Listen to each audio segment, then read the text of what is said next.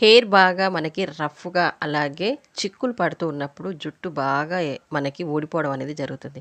ఇలా కాకుండా మన హెయిర్ ఊడిపోకుండా పెరగాలి అంటే మీరొక విధానం అయితే చేయండి. ఒక బౌల్ తీసుకొని అందులో ఒక 2 రెమ్మల వరకు కరివేపాకుని, తర్వాత 2 స్పూన్ల వరకు మెంతుల్ని, 2 స్పూన్ల వరకు రైస్‌ని తీసుకొని హీట్ వాటర్‌ని యాడ్ చేసి 2 అవర్స్ వరకు నాననివ్వండి.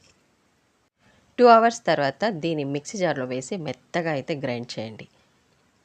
కరివేపాకులో ఉండే ప్రోటీన్స్ మనకి జుట్టుని ఆరోగ్యంగా, బలంగా ఉంచడానికి బాగా పనిచేస్తుంది. దురద అనేది ఏమైనా ఉన్నా కూడా తగ్గించడానికి బాగా యూజ్ అవుతుంది. అలాగే రైస్ అనేది జుట్టుని సిల్కీగా చేయడానికి బాగా ఉపయోగపడుతుంది.